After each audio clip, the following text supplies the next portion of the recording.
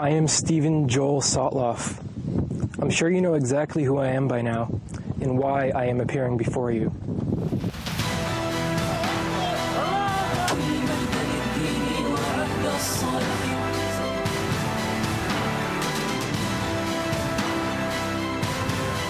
Our objective is clear, and that is to degrade and destroy ISIL so that it's no longer a threat, not just to Iraq, but also to the region and to the United States.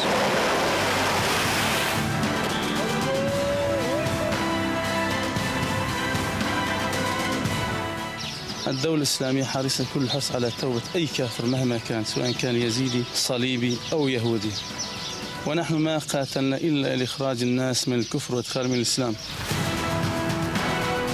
We take this opportunity to warn those governments who have entered this evil alliance with America against the Islamic State to back off.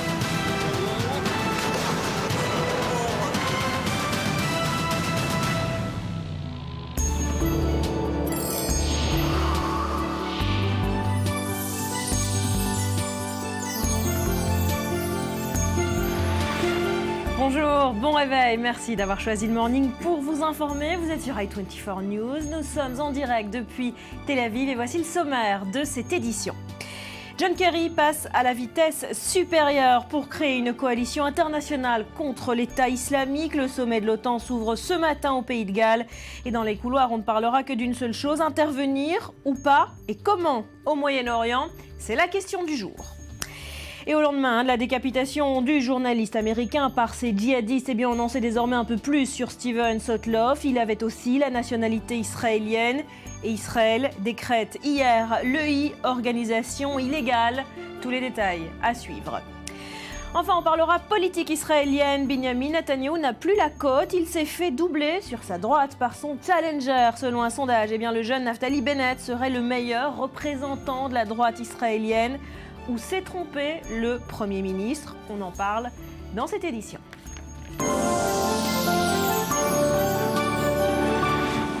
Bonjour à tous, une actualité chargée ce matin qu'on va développer ensemble pendant 2 heures de direct. Bonjour à nos invités, Ali Waken, notre spécialiste du monde arabe, Emmanuel Navon, professeur de relations internationales, merci d'être avec nous. Et Cyril Amar, on démarre avec vous et les grands titres à la une de la presse arabe et israélienne ce matin. Alors pour la presse israélienne, on revient largement sur la décapitation de Sotloff. Le journal israélien qui, vous allez le voir, rend ce matin un vibrant hommage au journaliste israélo-américain, à l'instar du Yediot Aharonot. C'était l'un des nôtres, titre le quotidien à grand tirage, avec cette image du journaliste. En 2009, il était alors moniteur d'un centre aéré dans la région de Tel Aviv. Steven, pour nous, c'était Yoel ou Joel, le prénom hébraïque de la victime qui avait élu domicile en Israël en 2005, annonce le journal. Un journaliste qui avait le goût du danger, nous explique le Yediot Aharonot, puisqu'il retrace, infographie à l'appui, le parcours qui a mené le disparu du Yémen à la Syrie, en passant par l'Égypte, par toutes les zones de conflit du Moyen-Orient, un Moyen-Orient qu'il aimait tant, nous dit le journal. La victime était israélienne, écrit de son côté le Israël Hayom, qui annonce en une qu'Israël et les États-Unis pourraient coopérer contre l'État islamique dans le cadre de cette coalition régionale que tente de mettre en place la Maison-Blanche pour lutter contre les djihadistes de l'État islamique. Une collaboration évoquée mardi soir au téléphone par John Kerry et par Binyamin Netanyahou. Pas de contribution opérationnelle, non, à proprement dit, selon le journal, mais plutôt une aide israélienne, une aide fournie donc par l'État hébreu sur le plan du renseignement. Le quotidien israélien Israël Hayom toujours se félicite de la fermeté du discours de Barack Obama. L'Occident serait-il en train de se réveiller, s'interroge en une le journal gratuit proche du pouvoir, avant d'annoncer que le ministre de la Défense israélien, Moshe Yaalon, a donc ordonné à ses services d'ajouter l'État islamique sur la liste de ces organisations illégales. Voilà, pour ces titres de la presse israélienne que nous allons largement développer également ce matin. Dans la presse palestinienne, Cyril, ce qui fait les gros titres ce matin, c'est l'annonce de la construction de nouveaux logements, 2200 à Jérusalem-Est. Oui, puis alors avec un traitement médiatique très différent, on va le voir entre les journaux palestiniens et les journaux israéliens. Une question de perspective, souvent au Moyen-Orient. L'image est parlante, vous la voyez, un juif ultra-orthodoxe devant un chantier de construction à Jérusalem. Et sur cette image du quotidien palestinien Al-Quds, pas de place à l'équivoque. Netanyahou a encore frappé, 2200 1200 nouveaux logements vont être construits à Jérusalem-Est, martèle le journal de Ramallah. Et pourtant, si on lit dans les petites lignes ce matin du journal de gauche israélien Haaretz, qu'on ne connaît pas pour sa tendresse vis-à-vis du gouvernement Netanyahou, eh bien on apprend que la commission d'urbanisme de la municipalité de Jérusalem a en effet approuvé hier un vaste plan de construction, donc 2200 nouveaux logements sur un terrain de 150 hectares environ, mais que ceux qui vont en bénéficier, ce ne sont pas les juifs expansionnistes qui sont présentés par le journal palestinien, mais précisément les Palestiniens de l'est de la ville, dans le quartier d'Al-Sawari. Un feu vert donné donc par le maire de la ville, Nir Barkat, en dépit de la très forte opposition de ses conseillers municipaux de droite. C'est la première fois, nous explique le journal, qu'un plan aussi important est approuvé pour régulariser, nous dit-on, la construction dans cette partie de la capitale, partie orientale de la capitale israélienne. Voilà, un terrain sensible. Emmanuel Navan, dans ce contexte, la relance des négociations israélo-palestiniennes semble quand même assez éloignée. Il faut noter que les Palestiniens essayent de promouvoir plusieurs mesures. C'était le cas hier lors d'une rencontre à Washington entre Saeb Erekat et John Kerry.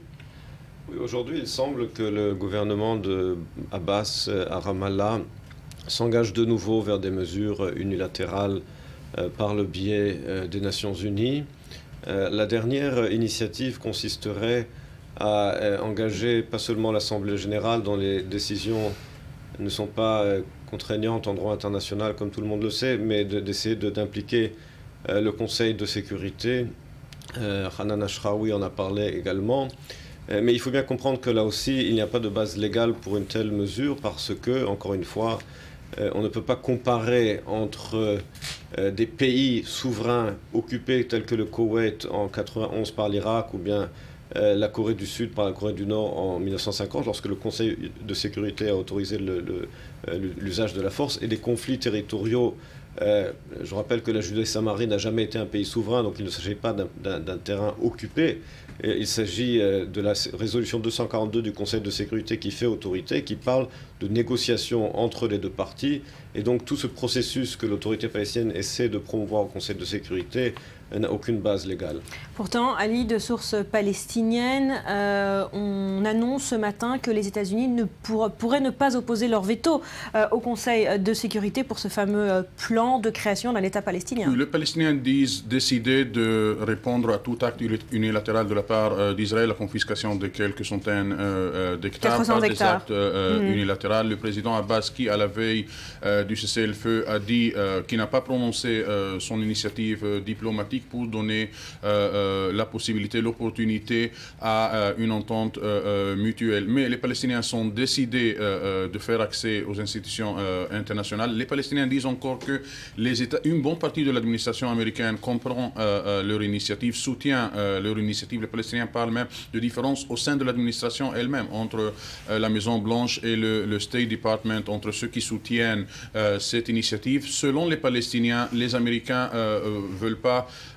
vont pas mettre le veto sur cette initiative dans le Conseil de sécurité, mais vont faire tout pour essayer de trouver d'autres alternatives avant que ce projet arrive au Conseil de sécurité. L'Union européenne soutient carrément la position palestinienne et pour la première fois peut-être, les Palestiniens se sentent qu'ils ont un soutien très important au niveau international. Ils parlent par exemple d'une tension énorme entre Martin Indyk, l'émissaire spécial pour le processus de paix, et entre la Maison-Blanche sur cette initiative. Indyk qui soutient l'initiative palestinienne et qui est très mal satisfait par la politique de Benjamin Netanyahou. Donc, pour la première fois, les Palestiniens peuvent parler non pas seulement des pays de l'Union européenne, mais d'une bonne partie de l'administration américaine qui le soutient.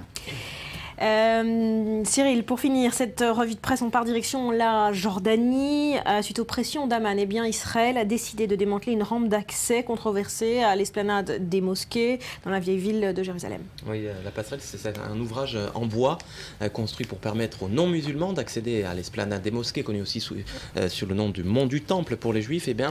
Cette passerelle était devenue un objet de discorde avec les autorités jordaniennes et c'est pour cette raison que Benjamin Netanyahou a exigé son démantèlement bombardements hier.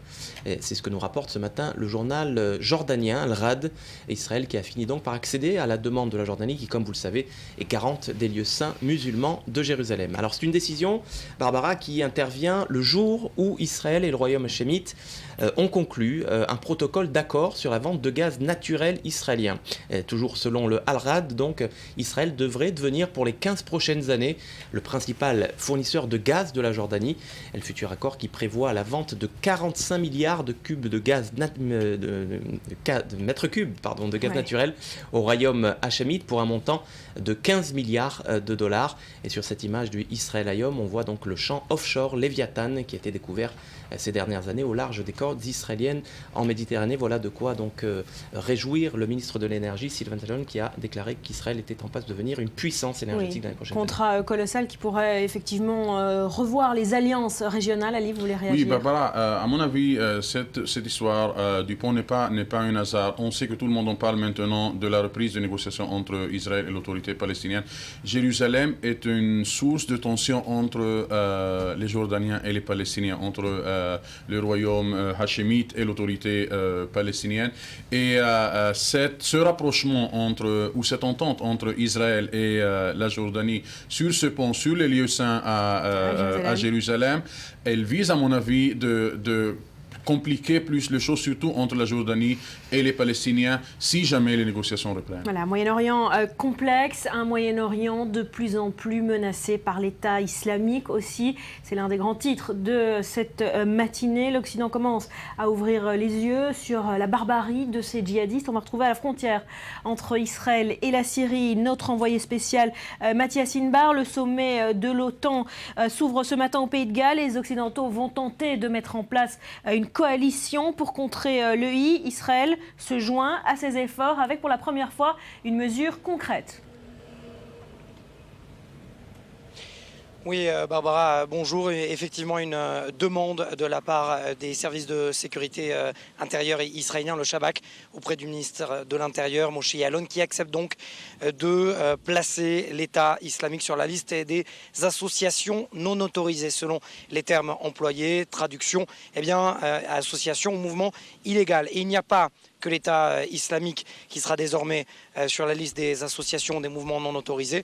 Jabhat al-Nusra lié à Al-Qaïda et Abdallah Azzam qui sera sur cette liste. Ce sont des sunnites djihadistes qui combattent principalement au Liban, un petit peu également en Syrie. Alors l'objectif effectivement de services de sécurité israéliens, c'est pour qu'Israël puisse prendre des mesures juridiques pour contrer les transactions financières et sécuritaires et faire en sorte qu'Israël puisse prendre dans le futur, si tant est qu'il y ait des rassemblements d'éléments de l'État islamique à l'intérieur d'Israël ou dans les territoires de Cisjordanie, qu'Israël puisse prendre des mesures. Mais on l'a vu dans le passé, par exemple, le djihad islamique est une organisation interdite, non autorisée par Israël, mais lorsqu'il y a eu une plainte déposée en Chine, par exemple, parce qu'une banque faisait transiter des sommes d'argent via la Chine vers le djihad islamique, des intérêts plutôt politiques et diplomatiques ont fait qu'Israël n'a pas suivi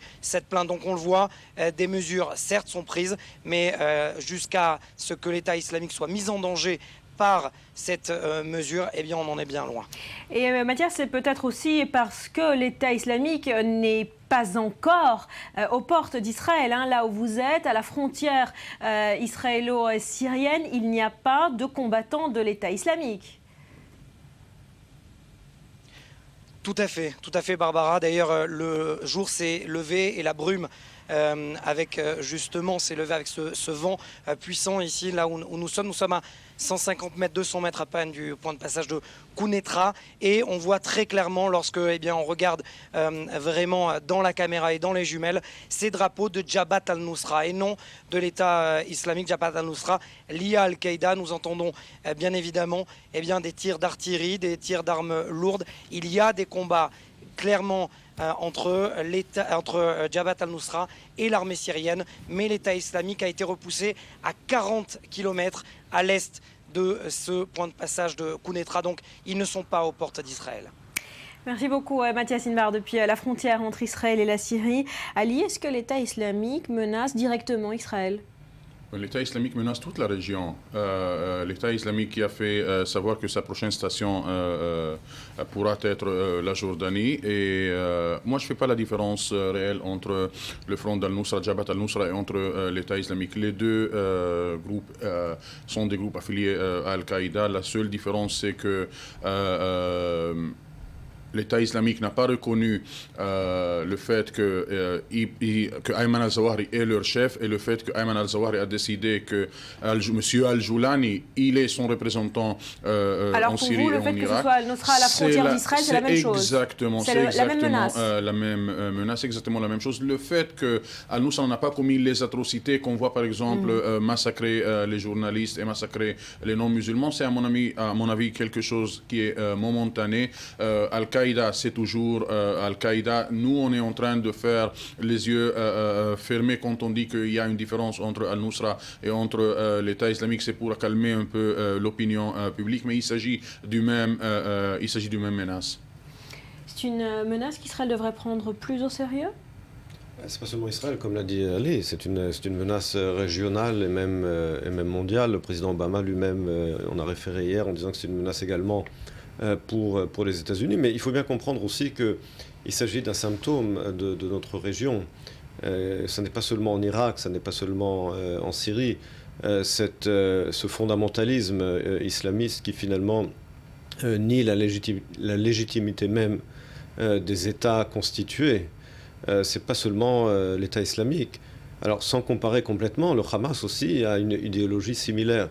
Et donc Israël connaît la menace du Hamas. On vient de terminer une guerre, comme vous le savez, avec le Hamas. Il s'agit d'un phénomène qui touche le Proche-Orient dans son ensemble. Et je suis sûr qu'on va en parler lorsqu'on parle par exemple des réactions possibles de l'Occident, de l'OTAN face à cette menace. Il faut bien comprendre que ça ne peut pas être des réactions ou des frappes uniquement aériennes comme le font les États-Unis de façon ciblée. Il faut effectivement que l'Occident aujourd'hui ait une stratégie d'ensemble face à ce phénomène. Voilà, ce qui est en train de se dessiner. Ali, oui, Barbara, vous avez parlé dans votre introduction de l'effort du secrétaire d'État John Kerry pour former une coalition internationale contre l'État islamique. Moi, j'espère pour la région que la vitesse dans laquelle va être formée cette coalition va être de la même vitesse que cette coalition internationale a soutenu directement ou indirectement ce phénomène de l'État islamique dans les camps d'entraînement qui étaient formés par les États-Unis et par l'Occident en Turquie, en Jordanie.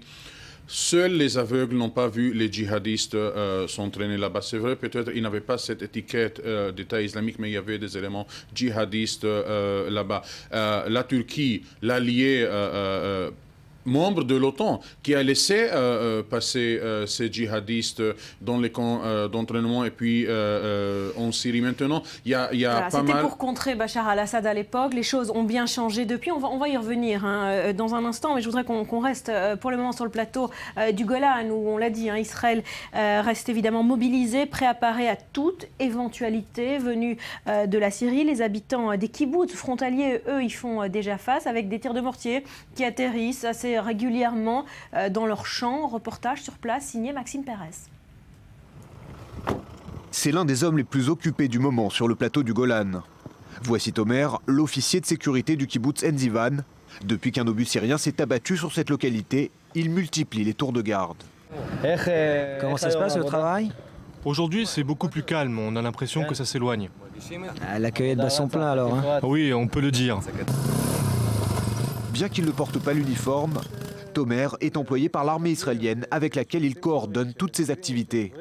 Sa principale préoccupation, la sécurité des habitants, mais pas seulement. En cas d'alerte ou de chute d'obus, nous savons qu'il faut rejoindre immédiatement les abris. Mais ici, la vie ne s'est pas arrêtée. Et si je fais ces patrouilles, c'est aussi pour m'assurer que les gens continuent à faire ce qu'ils ont à faire et que rien ne va les perturber. Quand les combats en Syrie se rapprochent du territoire israélien, les agriculteurs se retrouvent en première ligne. Dans ces terrains qui jouxtent la frontière, ces jeunes apprentis chargés de la cueillette des pommes font malgré eux les frais de la guerre qui fait rage à quelques centaines de mètres d'eux. Il y a 2 jours, on nous a évacués d'ici. Ça s'est passé rapidement grâce aux gens du kibbutz. Ça fait un peu peur tout ça, mais on est ici et il faut bien travailler. On se fait tirer dessus et même si ce n'est pas délibéré, ce n'est jamais agréable quand ça arrive. Du côté israélien de la frontière, on a appris à vivre avec ces tensions quasi permanentes. À l'entrée du point de passage de Quneitra, l'armée israélienne a déployé des renforts tout près de ce grand campement de la force onusienne, dont la mission reste encore de veiller au maintien du cessez-le-feu. Au-delà des craintes exprimées par les habitants du Golan, c'est une nouvelle cohabitation qui s'installe entre Israël et l'opposition syrienne. Ici, à la frontière, les 2 drapeaux flottent désormais côte à côte. Qui sait pour combien de temps encore ? Voilà pour la menace qui pèse sur Israël. En attendant, le monde, je vous le disais, est en train d'ouvrir les yeux sur la barbarie de l'État islamique, notamment avec cette 2e décapitation d'un journaliste américain. Et John Kerry est en train de passer à la vitesse supérieure pour tenter de créer une coalition internationale contre ces islamistes. Le sommet de l'OTAN s'ouvre ce matin au Pays de Galles et dans les couloirs, on ne va évidemment parler que de ça. Faut-il intervenir? Et si oui, comment? Quel est votre pronostic, Emmanuel Navon? D'abord, vous l'avez rappelé, le sommet de l'OTAN au Pays de Galles se tient, mais il y a un autre sujet sur la table, c'est bien entendu la Russie. Alors, s'agit-il d'une diversion pour ne pas toucher l'autre sujet très chaud du moment? Parce que c'est vrai que sur la question de l'État islamique, on peut trouver un consensus entre les Russes et les Occidentaux. Donc c'est plus facile de parler de l'État islamique que de parler de ce que fait la Russie en Ukraine. D'autant que l'État islamique a menacé directement Vladimir Poutine et la Tchétchénie. Bien entendu, Vladimir Poutine continue d'occuper une partie de la Géorgie également. On se souvient également des opérations militaires très violentes de Poutine en Tchétchénie en 2000-2001. Et donc, d'ailleurs, je vous rappelle qu'à l'époque, Poutine avait utilisé comme prétexte la menace islamique pour agir en Tchétchénie en faisant une comparaison avec le 11 septembre. Donc pour lui, c'était commode justement d'utiliser l'excuse islamique pour mener ces opérations. Quel type d'intervention est-ce qu'on s'avance? Alors la dernière fois que les États-Unis ont réussi à créer une coalition en Mésopotamie, c'était la première guerre du Golfe en 1991. À l'époque, l'Union soviétique était en train de s'effondrer et n'avait pas opposé son veto au Conseil de sécurité. Il n'est pas impossible aujourd'hui que les États-Unis parviennent de nouveau à créer une coalition. Mais une coalition, pourquoi? À l'époque, c'était pour libérer un pays membre des Nations Unies qui avait été envahi par un autre pays. Il s'agissait d'une véritable violation de la Charte des Nations Unies. Aujourd'hui, le cas de figure est complètement différent. Aujourd'hui, il s'agit d'une organisation barbare qui veut conquérir le reste de la région. Et la question est de savoir comment est-ce qu'on l'arrête exactement. Est-ce que les États-Unis peuvent se satisfaire d'opérations aériennes ou pas? Donc la question ici, elle n'est pas véritablement politique, parce qu'une volonté politique commune, elle existe, elle est militaire, elle est tactique. Qu'est-ce que l'OTAN, peut-être même avec la coopération de la Russie, peut faire ou va décider de faire pour arrêter l'État islamique? Encore une fois, ce n'est pas une question politique, parce que la volonté politique commune existe, c'est une question stratégique et militaire qui se pose. Barbara, la Russie est directement impliquée, à mon avis, du fait qu'il y a quelques centaines de combattants tchétchènes au sein de l'État, dans les rangs de l'État islamique. Ça, c'est un. 2, Kerry parle d'une coalition internationale. 2 alliés des États-Unis et du monde occidental dans la région sont l'Arabie saoudite et le Qatar. Ces 2 pays sont soupçonnés par diverses organisations internationales et aussi par le gouvernement irakien comme par le gouvernement syrien d'être le sponsor de l'État islamique et des groupes affiliés à Al-Qaïda. Nouri al-Malki, l'ancien Premier ministre, le Premier ministre sortant de l'Irak, a directement et publiquement accusé l'Arabie saoudite et le Qatar de financer, d'orchestrer et de participer à l'effort de l'État islamique. Donc, dans ce contexte, est-ce que les Américains vont essayer aussi de confronter leurs alliés dans la région, l'Arabie saoudite? On rappelle quand même qu'à l'issue du sommet de l'OTAN, Barack Obama a décidé d'envoyer une délégation extrêmement importante au Moyen-Orient. John Kerry, Chuck Hagel, le chef du Pentagone, Lisa Monaco, conseillère d'Obama en matière de lutte contre le terrorisme, tous vont arriver ce week-end au Moyen-Orient pour tenter de convaincre les monarchies du Golfe, Arabie saoudite en tête? À mon avis, oui, mais moi je vois plus d'hésitation dans les mesures que les Américains ont prises. Les frappes américaines sont des frappes très tactiques, sont loin, très limitées, sont loin de constituer un plan militaire stratégique très clair. Là, il y a un danger auquel fait face les Yézidis, donc on intervient. Il y a des villages chiites ou des villages chrétiens en danger, on intervient. On ne voit pas un plan harmonique qui vise la totalité de la région occupée par l'État islamique, de l'Irak jusqu'à l'est de la Syrie. Alors, la question, est-ce que les Américains vont intervenir en Syrie? Est-ce que ça signifie que les États-Unis, du coup, vont soutenir Bachar al-Assad? Alors, on va essayer de se faire une idée sur ce que veulent les Américains en écoutant le président Obama. C'était hier, il a parlé de détruire l'État islamique. On l'écoute. Quel que soit ce que ces meurtriers pensent qu'ils vont obtenir en tuant des Américains innocents comme Steven, ils ont déjà échoué. Ils ont échoué parce que, comme les gens partout dans le monde, les Américains sont horrifiés par leur barbarie. Nous ne nous laisserons pas intimider. Leurs horribles actions ne feront que nous unir en tant que pays et nous feront que renforcer notre détermination à mener le combat contre ces terroristes. Est-ce que vous pensez qu'il y aura au final une intervention militaire d'une coalition menée par les États-Unis, peut-être sur le modèle de ces frappes aériennes massives qu'on a pu voir au Kosovo? C'est une comparaison qu'on entend de plus en plus. C'est une comparaison possible, effectivement. Je pense qu'aussi bien la Grande-Bretagne que la France, bien entendu, seraient avec les États-Unis pour de telles frappes militaires.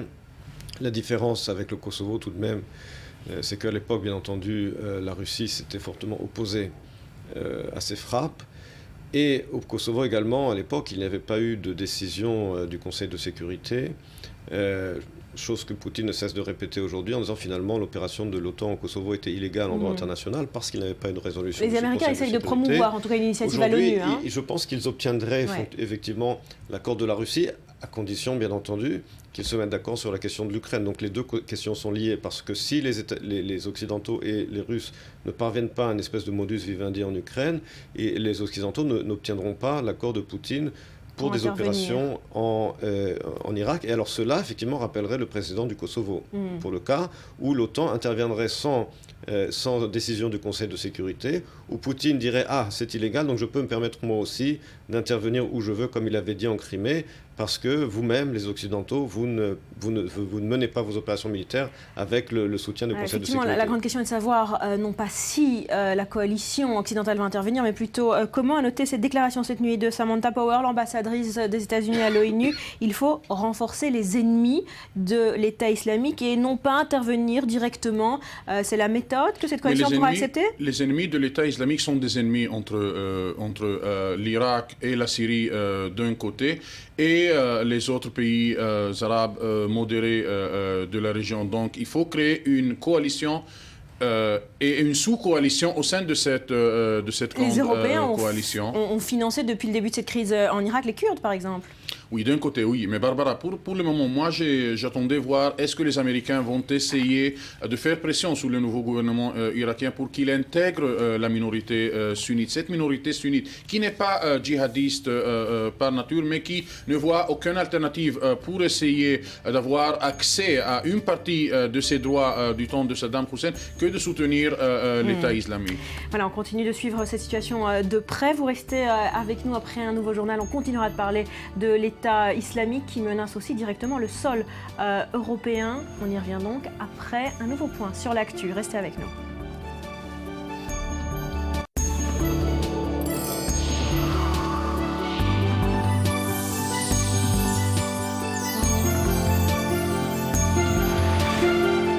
Merci d'être avec nous, c'est le Morning. Nous sommes ensemble en direct depuis Tel Aviv et nous sommes toujours en compagnie d'Emmanuel Navon, professeur de relations internationales à l'Université de Tel Aviv, et Ali Waqued, spécialiste du monde arabe. Merci d'être avec nous.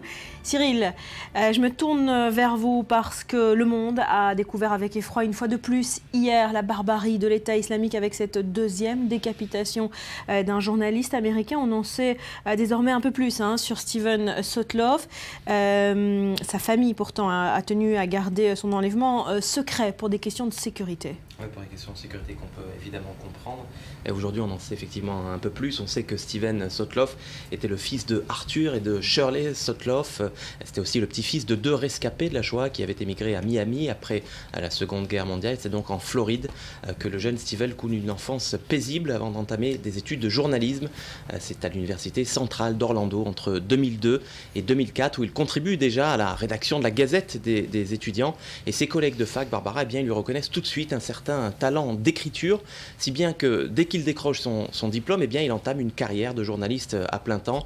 On le retrouve donc notamment en tant que journaliste freelance, collaborer pour le Time, la revue Foreign Policy ou encore le World Affairs Journal.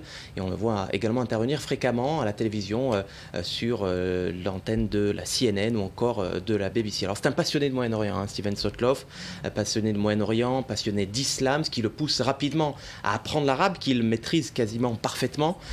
Et à s'envoler très rapidement donc pour le Yémen, l'Égypte ou encore la Libye, où il élit résidence d'ailleurs pour couvrir la chute de Kadhafi. C'est un habitué du terrain, donc avec un goût, nous dit-on, prononcé pour le danger, une sorte d'Indiana Jones juif, nous confie ses proches en Israël, toujours prêts à se jeter dans la gueule du lion. Voilà donc ce que nous disent ses amis israéliens ces derniers jours. Voilà, on a retrouvé donc une carte de l'itinéraire du journaliste Steven Sotloff qu'il a mené donc du Yémen à la Syrie, là où il a été capturé. Est-ce qu'on en sait un peu plus sur les conditions de son enlèvement? Alors évidemment, ce ne sont encore que des suppositions, mais Steven Sotloff aurait été enlevé le 4 août 2013 près d'Alep. Il venait d'entrer dans le nord de la Syrie, donc par la frontière turque. Frontière turque d'ailleurs avec qui il était avec un ami journaliste qui a confié aux médias israéliens que pendant la période de sa captivité, eh bien, il avait quand même tenu à préserver une certaine observance de la religion juive, notamment pendant le jeûne du jour de Kippour, où nous dit-on, il avait secrètement jeûné alors que ses ravisseurs lui avaient servi des œufs, nous dit-on. Il avait secrètement jeûné pour évidemment pas révéler à ses ravisseurs qu'il ne se sentait pas bien, qu'il était malade, qu'il ne se sentait pas bien. Il avait même observé la position de ses ravisseurs qui priaient donc vers la Mecque pour essayer d'essayer de comprendre quelle était l'orientation de Jérusalem pour prier vers Jérusalem. Alors justement, et à la demande de sa famille, hein, vous l'avez évoqué, sa judéité, sa nationalité israélienne avait été cachée. On sait aujourd'hui qu'il observait les rites juifs et qu'il a vécu aussi en Israël quelques années. Ouais, exactement. D'ailleurs, ce qui est très intéressant, c'est que visiblement, pendant toute cette période de l'enlèvement, sa famille avait demandé à ce que toutes les informations relatant son identité juive et israélienne eh bien, soient supprimées des comptes sociaux, des réseaux sociaux pour préserver évidemment sa sécurité. Mais dès lors que la vidéo de la décapitation du premier journaliste américain James Foley a été mise en ligne donc par les djihadistes, eh bien, on a aperçu Steven Joel Sotloff sur ces images et donc la famille n'a plus d'autre choix que de médiatiser, de surmédiatiser même l'événement, puisqu'on se souvient de cette vidéo de la mère du disparu qui implorait le chef des djihadistes al-Baghdadi pour libérer son fils, mais en vain, on le sait. Alors aujourd'hui, la presse est bavarde, la presse israélienne surtout est bavarde sur les années israéliennes de Steven Sotloff, et on sait qu'il a fait son alia, c'est-à-dire son immigration vers Israël, qu'il a immigré en Israël en 2005. Il a élu domicile à Ranana où il a suivi un ulpan d'hébreu, c'est-à-dire qu'il a suivi des études intensives pour apprendre l'hébreu. On sait qu'il a étudié au centre d'études interdisciplinaires d'Herzliya où il a suivi un cursus de relations internationales et de sciences politiques. En juillet 2013, on sait qu'il habitait à Tel Aviv, qu'il était amateur de rugby. Il avait même demandé à l'équipe de rugby de Ranana de suivre des entraînements avec elle. Voilà donc pour ces années israéliennes, une issue tragique donc pour ce journaliste qui, il faut le rappeler, souhaitait décrocher, mais pas avant d'avoir ramené une belle histoire, je le cite là, une belle histoire de Syrie, une belle histoire donc, qui se termine de la manière la plus tragique pour ce journaliste israélo-américain. Une fin tragique, et ce qui est également tragique, c'est que l'État islamique annonce déjà la prochaine victime, comme il l'avait fait dans le précédent clip. Il s'agit cette fois d'un journaliste britannique qui vient s'ajouter à cette liste morbide. C'est une méthode effroyable.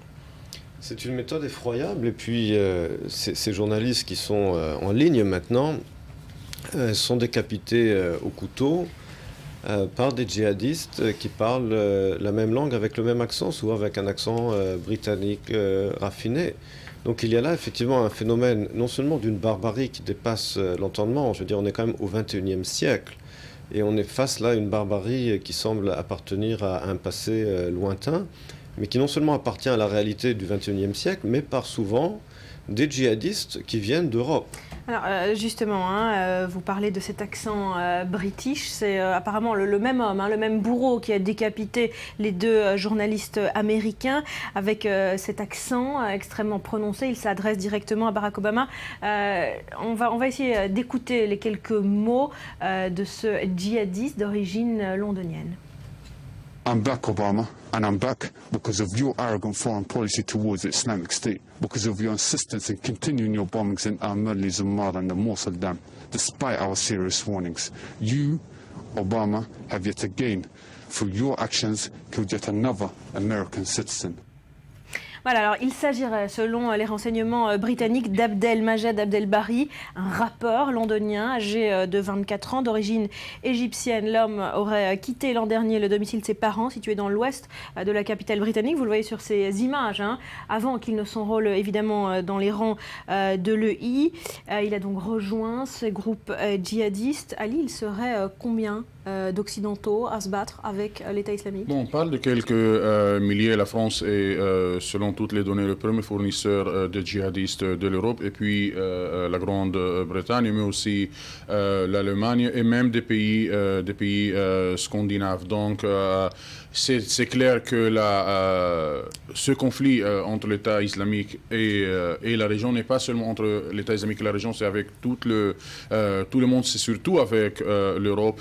Et il faut faire, Barbara, le bilan jusqu'à présent. Le pari de l'Occident sur ces groupes djihadistes pour mettre fin à Muammar Kadhafi en Libye, pour mettre fin au régime de Bachar Assad, même au Yémen. Ali Abdallah Saleh n'était pas le grand démocrate, mais il était l'ennemi de ces djihadistes.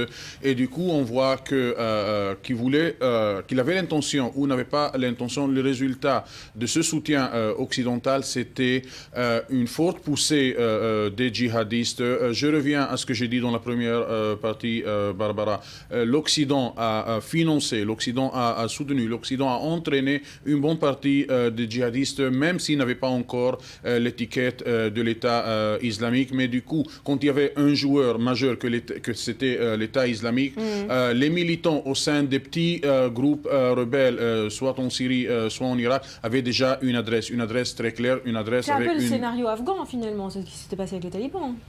Oui, il y a une similarité, dans la mesure, effectivement, en Afghanistan, les États-Unis avaient financé et soutenu militairement les forces islamiques anti-soviétiques qui sont ensuite, comme Frankenstein, développées dans les talibans, et les États-Unis ensuite sont allés intervenir.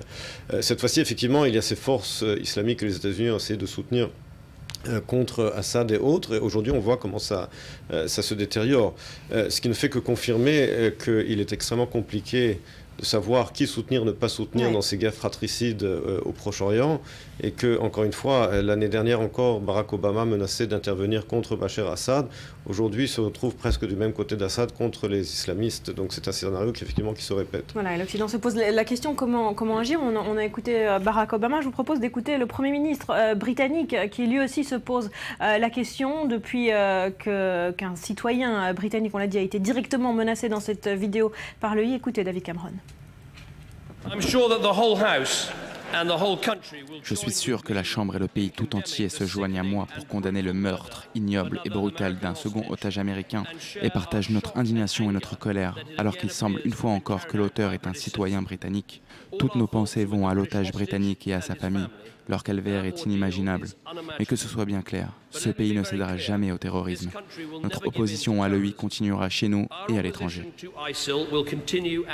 Voilà, alors on s'est posé la question évidemment d'une intervention au Moyen-Orient, mais les chancelleries européennes se sentent directement menacées sur leur propre sol, et le Parlement britannique a adopté cette semaine, essaye d'adopter une batterie de mesures pour freiner ce phénomène, notamment retirer la nationalité britannique à ces jeunes qui iraient combattre en Syrie ou en Irak. Est-ce que c'est une mesure efficace ou il est déjà trop tard ?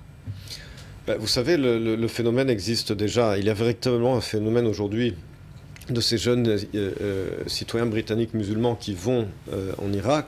Alors, The Economist, par exemple, a fait un article très long là-dessus en disant oui, ce sont des jeunes qui cherchent l'action, qui veulent jouer au Indiana Jones, et qui s'ennuient dans les banlieues londoniennes et qui veulent aller jouer les Lawrence d'Arabie.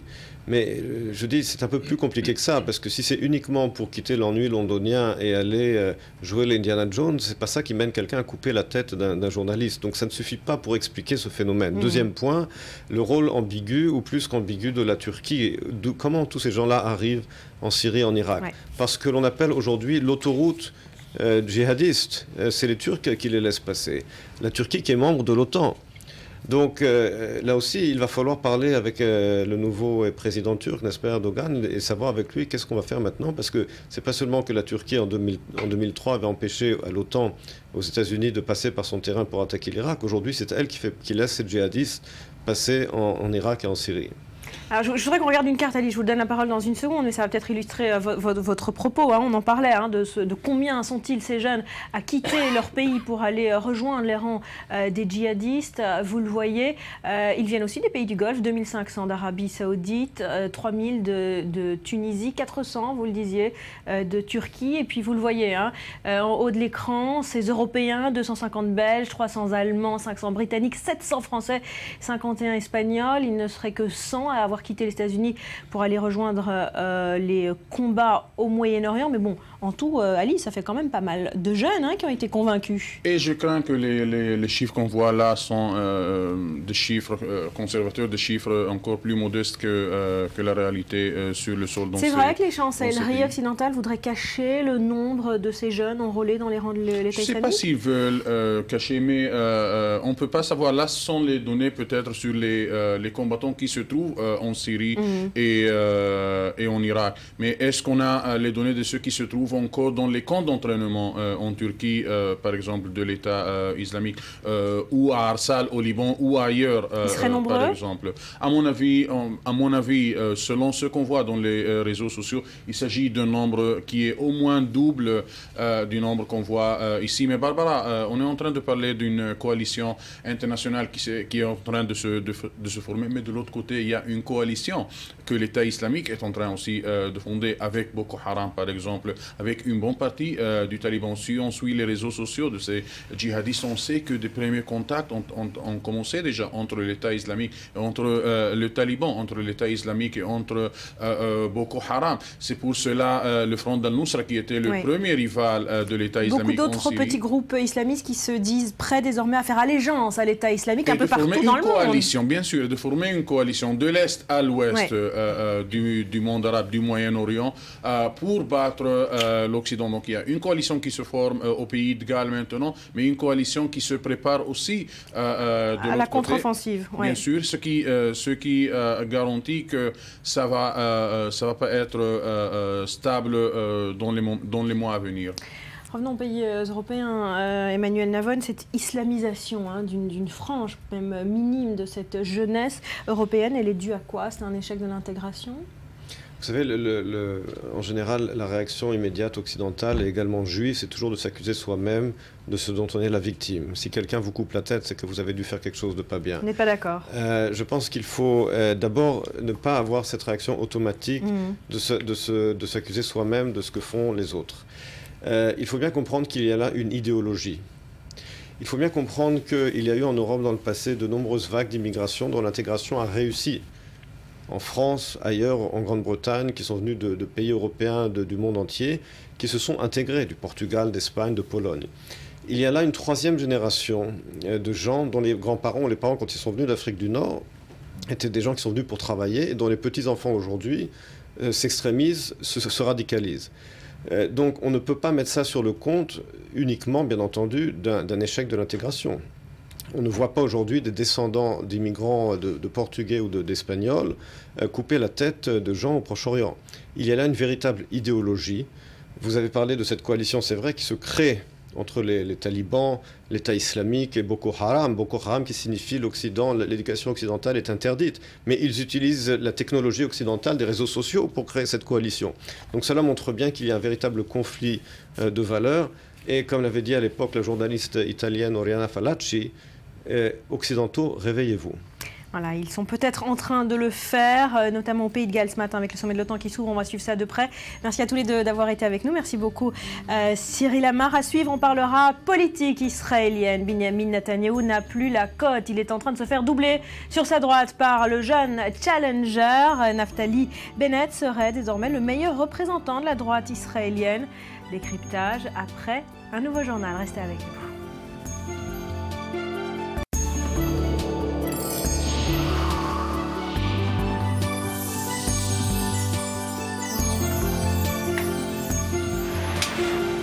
Merci d'être avec nous sur le plateau du Morning. On va parler politique et diplomatie. À présent, l'Union européenne renforce ses pressions économiques sur Israël.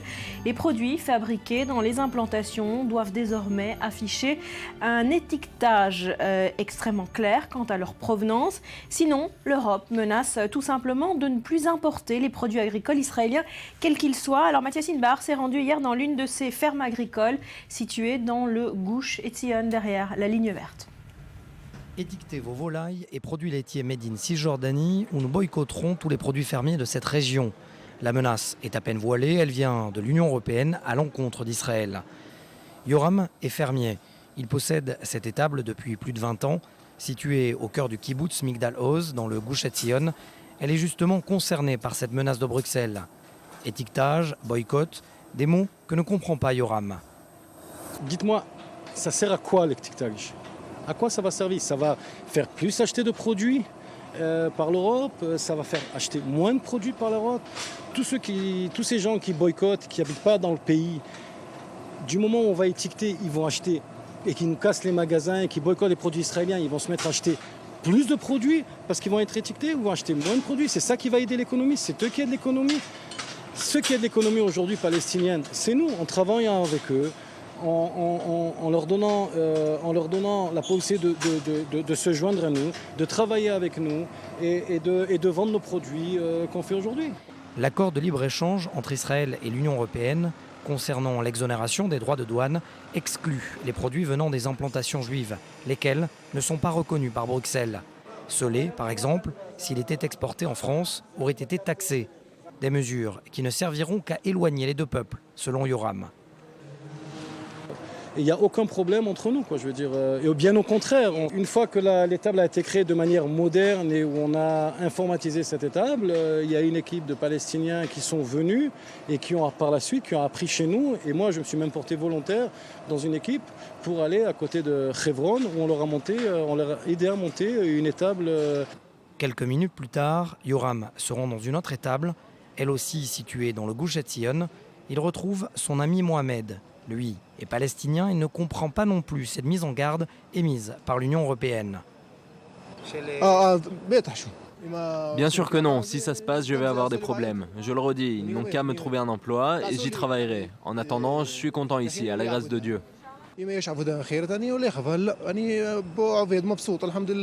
Sur les 45 milliards de dollars d'exportation israélienne annuelle, seuls 200 à 300 millions proviennent de Cisjordanie, soit moins d'0,5% des ventes à l'étranger. On le voit bien derrière moi, si à Bruxelles et à Washington on parle de diplomatie et de politique, ici dans cette étable, dans le Gush Etzion, entre Israéliens et Palestiniens, on préfère parler d'économie et de travailler ensemble. Torah Raven-Sapir, notre analyste politique, bonjour à vous. Est-ce qu'Israël prend ces menaces de boycott économique assez au sérieux ?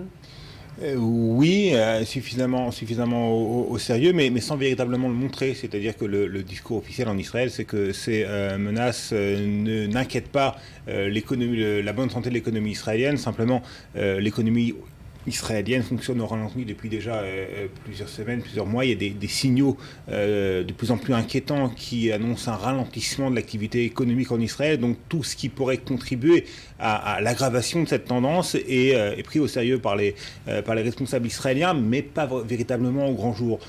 Officiellement, les responsables israéliens, le ministre de l'économie, Naftali Bennett, dont on va reparler tout à l'heure, Barbara, affirme qu'il n'y a pas véritablement de quoi menacer les fondements de l'économie israélienne. Et effectivement, comme vient de le dire Mathias dans son reportage, ça ne concerne que des pourcentages assez faibles des exportations israéliennes, mais l'Europe reste le premier partenaire économique d'Israël. Par conséquent, si l'Europe durcit le ton, si elle étend ces menaces de boycott à de plus en plus de produits, ça peut constituer une menace réelle.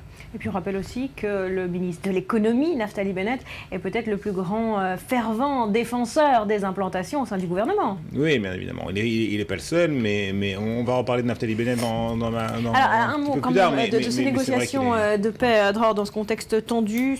La relance des pourparlers semble difficile à imaginer. Un mot de cette rencontre hier à Washington entre Saeb Erekat et John Kerry, les Palestiniens qui tentent de promouvoir plusieurs initiatives pour essayer quand même de relancer le dialogue. Alors pour l'instant, ce sont des initiatives unilatérales. Il ne s'agit pas pour l'instant pour les Palestiniens de relancer le dialogue avec les Israéliens, mais au contraire, unilatéralement, de s'adresser aux instances internationales, plus ou moins en coopération avec les États-Unis. En tout cas, la semaine prochaine, les Palestiniens vont présenter à la Ligue arabe, au ministre des Affaires étrangères de la Ligue arabe, leur plan, un plan qui consiste en un retrait, en une demande de retrait israélien des territoires conquis en 67 étalée sur 3 ans, et en une demande adressée aux instances internationales de reconnaissance de l'État palestinien dans les frontières de 67. Alors bien évidemment, ce ne sera pas accepté par les États-Unis. Par contre, ça peut peut-être trouver un écho favorable à l'Assemblée générale des Nations unies. Et le tout est de savoir si cette demande est présentée au Conseil de sécurité. Et là,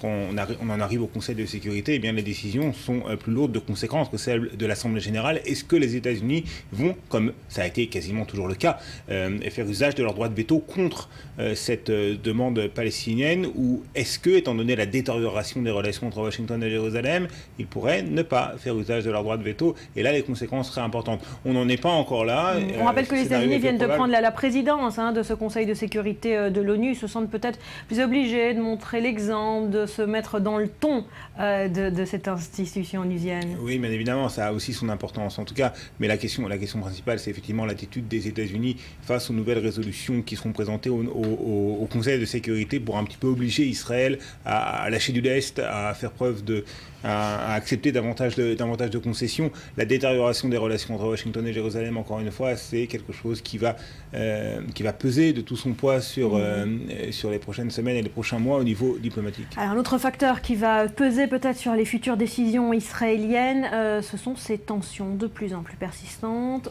au sein du gouvernement israélien quant aux horizons diplomatiques. Voilà, on sait que c'est un gouvernement qui est composite. On sait qu'il y a une aile droite avec Naftali Bennett, avec Avigdor Lieberman. On sait aussi qu'il y a une aile centriste ou une aile gauche avec Yair Lapid et Tzipi Livni.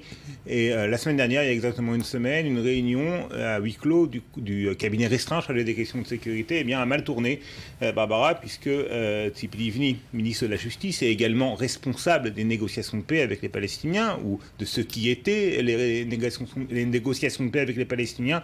Eh bien, le ton a monté entre Tzipi Livni et Moshe Ya'alon sur une éventuelle reprise des négociations de paix avec les Palestiniens. Moshe Ya'alon, le ministre de la Défense, a dit qu'il ne fallait pas se précipiter vers un retour à la table des pourparlers. Tzipi Livni ne l'entendait pas de cette oreille, le ton a monté. D'après les indiscrétions de la presse, Tzipi Livni en serait venu à crier contre le ministre de la Défense, Moshe Ya'alon. Donc on voit à quel point cette question lui tient à cœur. Est-ce que ça pourrait aller jusqu'à des menaces de quitter le gouvernement de la part de Tzipi Livni, mais aussi peut-être de la part de Yair Lapid et de son parti, qui n'apprécie pas cet immobilisme diplomatique du gouvernement israélien, qui n'a pas apprécié non plus l'histoire de l'annexion des 400 hectares de terrain entre le Gush Etzion et Jérusalem. Donc est-ce qu'on va vers une crise de la coalition gouvernementale du fait du refus pour l'heure de Benjamin Netanyahu et de Moshe Ya'alon de reprendre la négociation? Justement, est-ce que ce refus est aussi clair que ça pour Benjamin Netanyahu? Il s'est montré plutôt discret sur la question depuis la fin de l'opération à Gaza.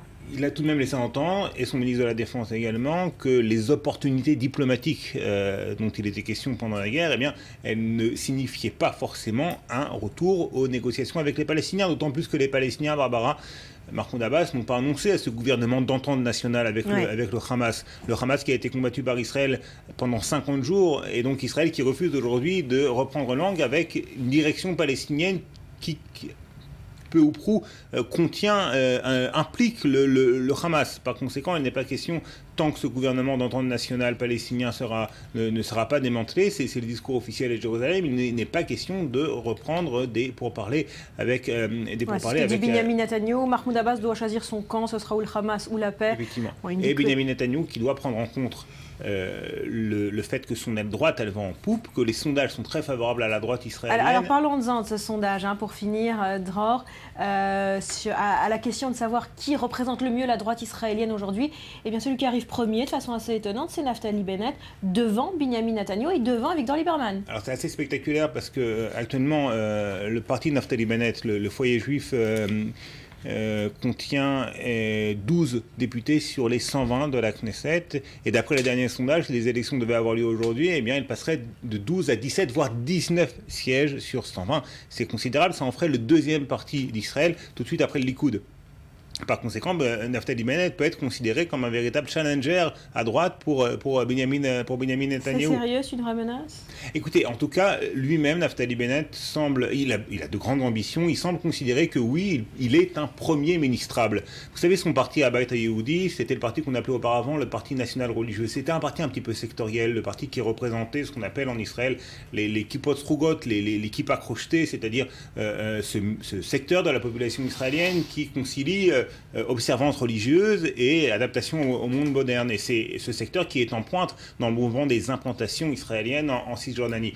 Mais Naftali Bennett va essayer d'imposer aux instances de ce parti une nouvelle constitution qui serait révolutionnaire pour ce parti et qui pourrait, par exemple, impliquer qu'un candidat à la Knesset de ce parti ne soit plus forcément un juif religieux observant aux traditionnalistes. Des laïcs, des gens qui ne respectent pas les préceptes religieux pourront prétendre à un poste de député aux couleurs du parti de Naftali Bennett. C'est une véritable révolution et ça signifie que Naftali Bennett a des ambitions et qui considère que son parti politique doit avoir les moyens de ses ambitions et ne plus être considéré comme un parti sectoriel mais comme un grand parti de la droite israélienne capable de concurrencer le Likoud. Voilà, sérieux challenger qu'est Naftali Bennett. On suit ça de près, évidemment, avec vous, Dror. Merci beaucoup. Betsabé, bonjour, je me tourne vers vous. L'actu internationale à présent. 5 infos en 5 clics. Vous avez fait votre sélection ce matin. Avec tout d'abord, bien sûr, cette décision de Paris hier de suspendre l'exécution d'un contrat de vente de 2 navires Mistral à la Russie. Pas n'importe lesquels. Ce sont des fleurons de la marine française et pas n'importe quel prix.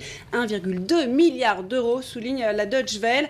En cause, bien sûr, la situation grave en Ukraine, ce sont les mots du communiqué de la présidence française, ou plutôt l'incursion russe, Barbara, j'oserais même dire l'invasion russe, mais ça en langage diplomatique, bien évidemment, c'est plus épineux, puisque rester les bras croisés devant une invasion, ça manque de charisme. Alors ne pas appeler un chat, ça s'appelle la politique de l'autruche selon Le Figaro, d'autant que la France s'est retrouvée sous une pluie de commentaires acides venus de la Pologne, des Pays-Bas et même plus récemment de l'Allemagne. Et si le contrat a été suspendu, c'est que justement le malaise était devenu trop fort. Ça s'explique le quotidien français. Les États-Unis ont salué une décision sage, laquelle bien sûr ils ne sont pas non plus étrangers, ce qui donne d'ailleurs à cette approbation un petit goût de condescendance. Slate n'est pas complètement dupe, ce qui a vraiment posé problème à Paris et l'a fait plier en fait, c'est sa relation avec Varsovie, ou plutôt ses intérêts en Pologne. Les grands groupes d'armement français, Thales, Airbus, etc. sont actuellement en lice pour de gigantesques contrats là-bas. Or la Pologne affiche elle une position très très ferme sur le dossier ukrainien, d'autant plus qu'on l'a compris, elle est particulièrement concernée. Voilà pour ce dossier ukrainien. Votre deuxième clic du jour dans la presse en ligne ce matin s'arrête au Moyen-Orient. Évidemment, on reparle de l'État islamique. Effectivement, puisqu'on parlait de la Russie à l'instant, sachez que les propos menaçants jetés par l'État islamique à Poutine n'ont pas du tout échappé à Moscou. The Moscow Times transcrit ainsi ce message de la vidéo qui a été filmée par le groupe dans un aéroport de la province de Raqqa, donc un fief de l'État islamique. Ce message est pour vous, Vladimir Poutine. Voici les chasseurs que vous avez livrés à Bachar el-Assad. Nous allons vous les envoyer. Souvenez-en vous. Alors le groupe qui s'emporte un peu et qu'ils vont débarquer en Russie avec l'aide de Dieu d'ailleurs, et que le trône de Poutine tremble déjà. D'ailleurs, là, comme mandaté par Moscou, d'ailleurs c'est Moscou qui l'a mis là, le président tchétchène débarque. Kadyrov a affirmé qu'il n'attendrait pas les 10 chasseurs, que quiconque s'amuserait à menacer ou même prononcer le nom de Poutine serait détruit sur place. Et Kadyrov, ce n'est pas un petit rigolo. L'année dernière, il avait boxé son ministre des Sports parce que celui-ci ne prenait pas assez soin de son bâtiment, de son ministère. Et puis toujours sur l'État islamique, le Wall Street Journal s'intéresse lui à la Turquie. Ankara lutte effectivement pour fermer l'autoroute qui amène les djihadistes de l'Occident à la Syrie. Jusqu'alors, ça arrangeait plutôt Ankara d'aider les rebelles à renverser le président syrien. Mais en juin, une cinquantaine de diplomates turcs ont été enlevés et ça a tout changé. Alors devant une menace qui s'intensifie, l'inquiétude monte, nous dit le Wall Street Journal. Les frontières ont été renforcées. La coopération entre les services de renseignement turcs et occidentaux s'est bien sûr accentuée, ce qui est dans l'intérêt de tout le monde. Voilà, autre incontournable de l'actu ce matin, ça se passe en France. Alors c'est le livre de Valérie Trierweiler, ou version Marianne, le bal des Fauderches. Alors à ceux à qui le sens de l'expression échapperait, vous allez vite comprendre. En gros, tout le monde en parle, comprenez les médias, pour dire combien il est bas en fait d'en parler. Alors Marianne, plus éhontée encore de nous offrir une compilation des réactions de la presse, soi-disant choquée, donc hypocrite selon l'hebdo Facette Pipolitique. Marianne, franchement montée, donc je ferai donc moi-même attention à ne rien dire de ce que vous pouvez trouver dans ce livre. Allez, en 20 secondes, on finit par des conseils de rentrée pour manger sain. Alors des conseils de rentrée, c'est ce que promet Metro News, me jette sur l'article rêvant à de solides astuces pour la rentrée. En fait, grosse déception. En gros, on vous dit à midi la viande, le soir des haricots verts, et si vous avez envie d'autre chose, pensez que vous avez déjà un programme des astuces qui ne marche pas vraiment. D'accord, c'est noté. Merci beaucoup, Betsabé. À suivre, on parlera cinéma. Ken Loach, vous le savez, a boycotté Israël, mais les Israéliens, eux, ne le boycottent pas. On partira également au Festival de Toronto et de Venise. Restez avec nous.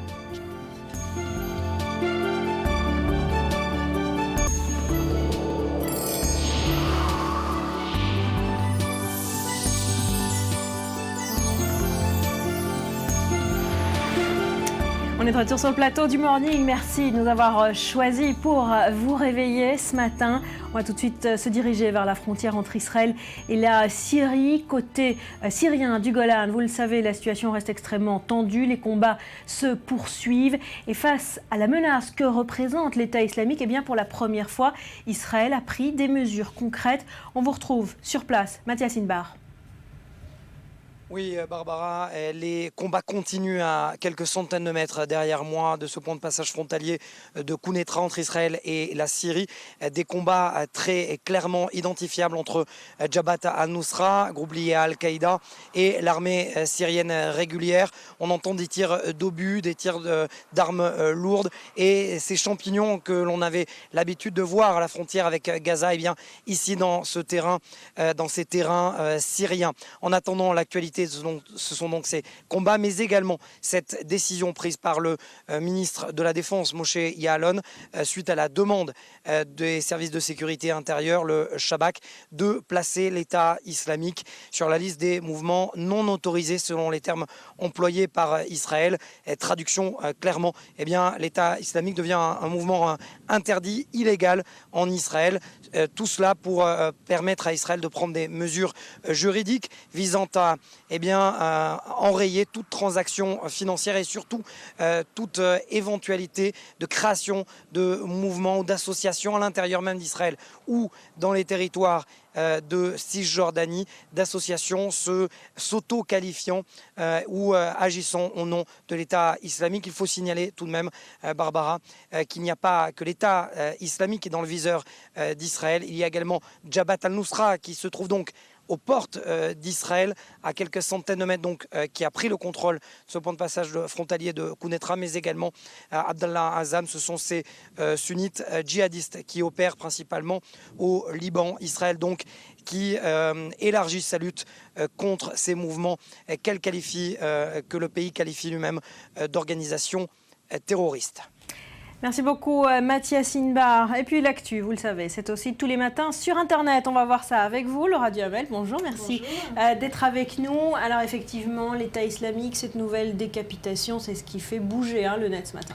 Oui, alors évidemment, la vidéo de l'exécution du journaliste Steven Sotloff a été mise en ligne mardi par le site Intelligence, qui est un site spécialisé dans les mouvements djihadistes. Elle a ensuite été authentifiée par Washington et cette terrible vidéo a été suivie d'une annonce pour le moins étonnante, celle bien, de la double nationalité américaine et israélienne de Steven Sotloff. Alors pour des raisons évidentes, bien, le gouvernement israélien et la presse avaient maintenu le secret jusque-là, mais le porte-parole du ministère des Affaires étrangères, Paul Hirschon, a finalement autorisé la publication de cette information dans ce tweet.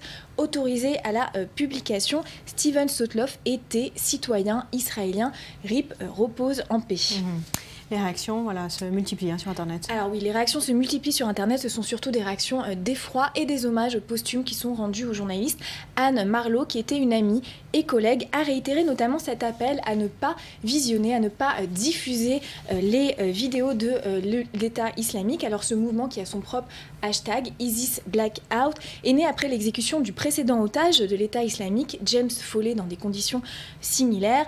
Et les internautes semblent suivre, puisqu'au lieu de retweeter cette vidéo terrible, aujourd'hui, ce sont surtout des hommages ému aux journalistes que l'on peut lire sur Twitter. Alors voici par exemple celui de la journaliste Benish Ahmed. Souvenez-vous de Steven par son travail. L'accent est aussi mis sur son amour du monde musulman, sur son travail.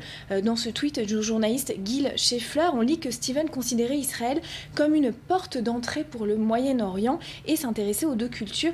Steven Sotloff connaissait effectivement le monde arabo-musulman qu'il couvrait depuis des années. Il vivait au Yémen depuis plusieurs années et voici maintenant son dernier tweet, la veille de son enlèvement en Syrie, le 4 août 2013. Alors tweet où il se préoccupait beaucoup de son équipe de basket favorite, les Miami Heat, et qui fait l'objet aujourd'hui, vous le voyez peut-être, de nombreux messages posthumes qui sont postés en réponse. Voilà, c'est ce que sa famille a expliqué aussi. Steven se battait pour faire entendre la voix des plus faibles et de ceux qui souffrent dans le monde arabe. C'était sa mission. Un mot, Laura, sur les réactions des politiques aux États-Unis. Alors oui, un mot, parce qu'elles ont été extrêmement attendues, évidemment, puisque dans cette ultime vidéo, Steven Sotloff s'adresse directement au président Obama. Il dénonce l'intervention américaine en Irak. Enfin, il dénoncerait, puisque évidemment, on se doute que c'est un message plus que probablement dicté. Alors, beaucoup de politiques américains se sont prononcés mardi déjà. Des parlementaires ont réclamé au président Barack Obama un plan pour vaincre l'État islamique. Et puis, regardez ce tweet du républicain Adam Kinzinger qui reproche la lenteur du président américain Obama, qui en effet critiquait jusque dans son propre camp pour avoir déclaré dernièrement que les États-Unis n'avaient pas encore de stratégie contre l'État islamique. Voilà, un aveu de faiblesse, et la presse aux États-Unis s'est montrée particulièrement sanglante envers son président. Allez, l'autre actualité qui passionne les internautes ce matin, c'est la sortie du livre de l'ancienne première dame française, Valérie Trierweiler. Voilà. Merci pour ce moment. C'est le titre, un livre inattendu qui a fait l'effet d'une véritable bombe à l'Élysée. Valérie Trierweiler y raconte les 18 mois de son passage là-bas, de l'élection d'Hollande à leur rupture en grand fracas, un mélange de politique et de déballage de leur vie intime, mais aucune révélation de secret d'État. Ouf, c'est déjà ça, doit-on se dire, à l'Élysée. Alors en tout cas sur Internet, ce livre fait des émules. Hier, quelques heures à peine après ces révélations, le hashtag Trierweiler était déjà en tête des tendances du Twitter français. Alors concrètement, ça signifie qu'il a été parmi les plus utilisés. Vous voyez ici en 4e position. Sans dents, c'est quoi ? Alors, on en parlera juste après, je vous explique après. Une question qu'on peut... Une question qu'on peut se poser, c'est de savoir si ce livre ne va pas encore écorner davantage l'image du président Hollande. Alors évidemment, c'est un risque, certains s'en inquiètent, mais pour l'instant, la révélation qui fait le plus de mal à François Hollande, c'est justement ce sans dents. C'est quoi ? Sans dents, alors c'est une expression qu'il aurait utilisée pour désigner les pauvres en France et que Valérie Trierweiler révélerait dans ce livre. Alors c'est une information choquante, évidemment, pour un président, et l'information n'est certainement pas passée inaperçue des internautes. Donc vous voyez, le hashtag a même dépassé celui de Trierweiler et il fait l'objet d'un nombre de blagues infinies. Le concours de jeux de mots a été lancé sur Twitter. J'ai sélectionné quelques tweets pour vous. Alors, cette fois, Hollande aura du mal à passer entre les mailles. Voilà. Et puis, on va voir l'inévitable référence, évidemment, aux dents de la mer. Bientôt. En tout cas, elle a été faite et beaucoup de blagues ont été, beaucoup de tweets se sont servis de jeux de mots avec le jeu de mots du dentier, évidemment.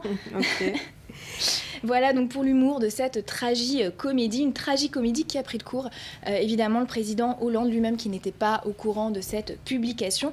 Un président qui, fidèle à la tradition française, était resté plutôt discret sur sa vie privée. Et puis pour répondre à votre question, les conséquences justement sur l'image du président Hollande pourraient rester limitées puisque justement les internautes, les Français de façon générale, sont eux aussi fidèles à cette tradition. Ils font une distinction entre justement vie privée et vie politique. Voilà, c'est une tradition française, une tradition en voie de disparition, mais quand même une tradition. Oui, en voie de disparition quand même, vous faites bien de le noter.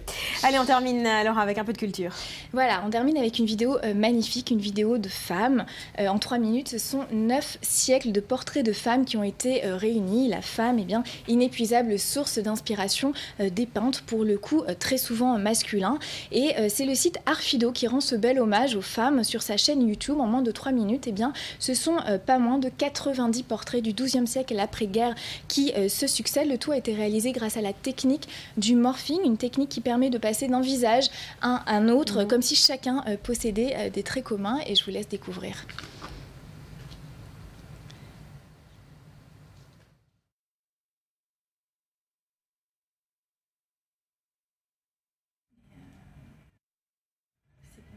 Bon, ça continue comme ça encore. Voilà. Très jolie vidéo. On va continuer de parler culture. Laura, on va parler cinéma.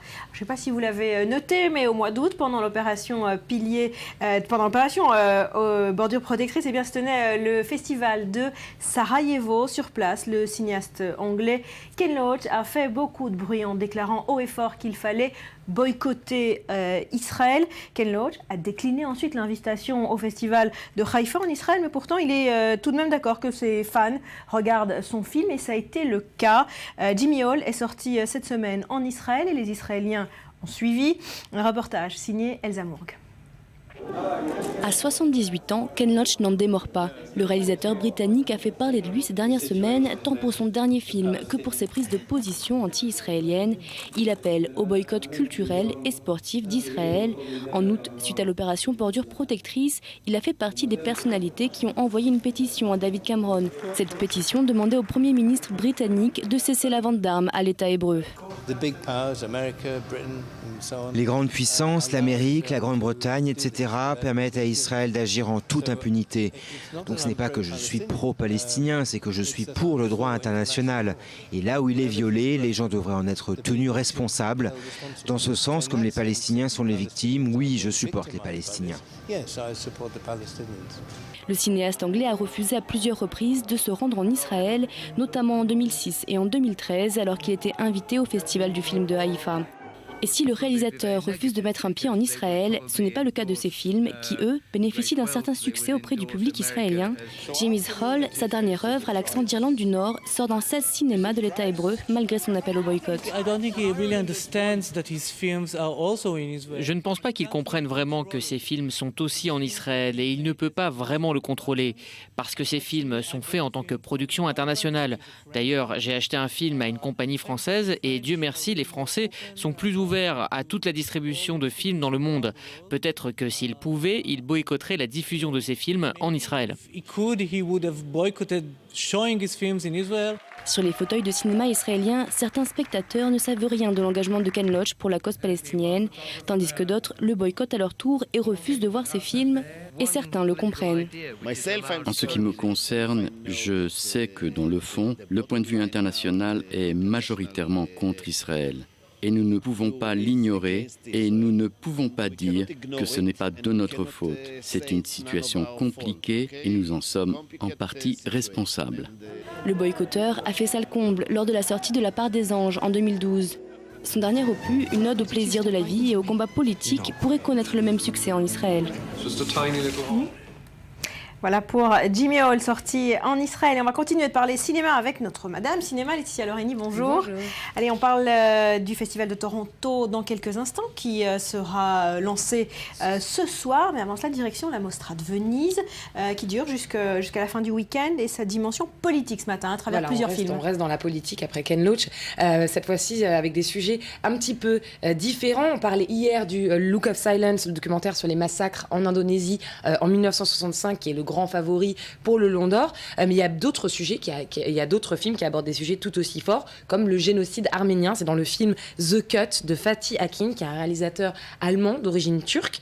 C'est l'histoire terrible d'un homme mari et père de jumelles qui va être appelé à aller, pas se battre en Arménie en 1915, mais à aller casser des pierres dans un désert très proche de chez lui. Il va apprendre finalement que sa famille a été massacrée et lui-même va être victime d'une attaque. On va lui trancher la gorge. Elle ne va pas être fatale, cette attaque. Il va s'en sortir. Il va juste s'en sortir muet. Après quelques années, il rentrera chez lui et il découvrira que ses fils sont en vie quelque part. Et son seul objectif, ça sera de retrouver ses jumelles. On regarde tout de suite un extrait.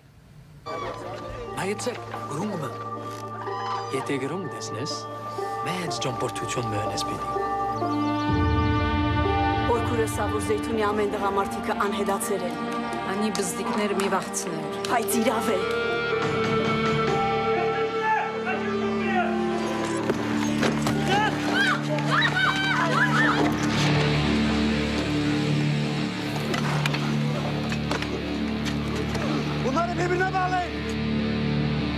Dökün. Kurşun harcamadan.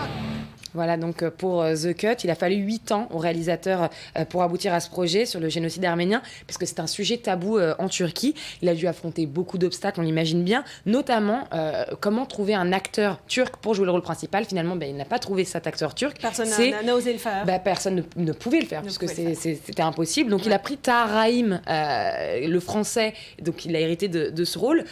Et Tahar Rahim, on lui reproche d'être peut-être un petit peu jeune pour avoir joué le rôle d'un père. On aurait préféré...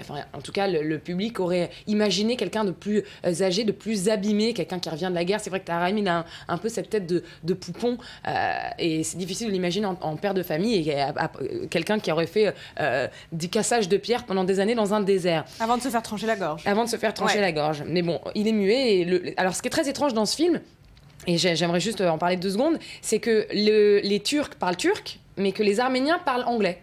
Pourquoi ? Et alors ça, c'est certainement un parti pris, puisque les faire parler anglais, c'est un petit peu prendre parti pour les Arméniens, c'est-à-dire les universaliser. Donc pour Tahar Rahim, il n'y avait pas d'apprentissage d'anglais à faire, puisqu'il est muet dans le film. Donc voilà. Ça, c'est qu'il parle déjà l'anglais aussi. Oui, c'est certainement qu'il parle. C'est pas en arménien, forcément. Je ne lui ai pas demandé. D'un autre film On parle d'un autre film. Donc quelqu'un qui, lui, par contre, a appris une autre langue. C'est Viggo Mortensen, qui a appris le français pour ce rôle. Une dimension aussi politique. Cette fois, on part direction la guerre d'Algérie, dans ce film qui s'appelle, pardon, je perds mes feuilles, dans le film, Loin des hommes. C'est du français cette fois-ci, David Holofen, avec Viggo Mortensen et Redan Kateb. Sur la guerre d'Algérie. Sur la guerre d'Algérie, c'est fini. Voilà, on doit s'arrêter là, malheureusement. On parlera du Festival de Toronto la semaine prochaine. Vous venez nous en parler. Merci beaucoup. Qui commence ce soir, oui. Voilà, Laetitia, c'est la fin de cette édition. Merci de l'avoir suivi. Je souhaite un très bon anniversaire à notre productrice chérie, Émilie Saada. Passez une belle journée. Portez-vous bien.